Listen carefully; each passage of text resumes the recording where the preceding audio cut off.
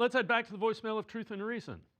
I don't care what happens with the coaching hiring. I hope they hire the right one, preferably former head coach that already has good head coaching experience versus a Freddie Kitchens 2.0. But Andrew Berry, he's got to go. He can't even produce an offense that's worthy. All the trades that are no longer with the Browns, all the trades that have not worked out. We have never had elite wide receiver core and one good offensive lineman, Joel Bitonio, the entire time. Andrew Berry's got to go. This guy doesn't know how to build an offense. He's wasted so much money, and it's just time for a change in the front office. Jimmy's got this wrong. He needs a new GM, and hopefully Harbaugh does come in and get his wish, and he gets to pick a new GM. Because, Andrew, I hope your days are numbered, buddy. Go Browns. Woof, woof. As always, appreciate all the voicemails. Jeff, I mean, if you're going to blame Andrew Berry for the offense, you have to give him credit for assembling the defense. My personal thing is they haven't put enough of an emphasis on drafting wide receivers high enough in the draft. Whatever that is, they just haven't. Yeah, and, just real quick, Jack Conklin was a All-Pro here. Wyatt Teller had a pretty nice career here up until the last couple of years. So maybe that, the message maybe wants to do a little Google research.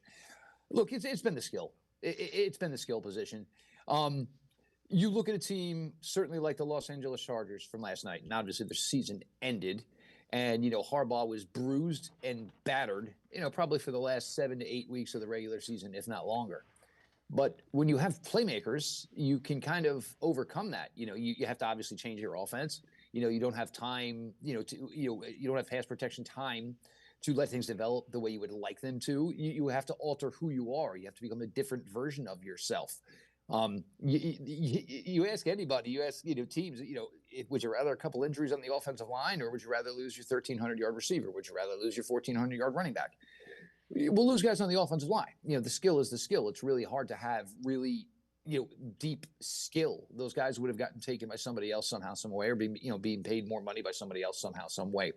It's definitely the skill. And, the wide receiver room, there's guys out there. And the thing is, I already think people are trying to maybe inflate this class a little bit. And you guys, if we remember in the discussions we had last year, Travis Hunter, my questions weren't necessarily about Travis Hunter, the player. It was about where receivers who get drafted at number 2, that high up in the draft, where they normally, correlate. And, there's guys that have been first ballot Hall of Famers from the day they hit the field, and then guys that weren't necessarily that. So I'm not sure if that class is going to be that. But there's players certainly, that'll be in this draft that I think are really great players. I think they need to work on wide receiver wise, guys with some bigger build, and guys are going to be able to handle some contested catches. Guys are going to be able to make plays in traffic. You can't fall in love, and you never know if it's Mike Daniel. Maybe you would have to fall in love with some of these slot shifty type of guys. But, you have to identify, and this is going to be the crucial part of who you hire, is you have to identify the guys that probably should work best within the system that whatever new coach is going to bring with him. But yeah, yes, the offensive line certainly needs help. There's no question about that. But, you need guys that can score touchdowns. It's just the bottom line.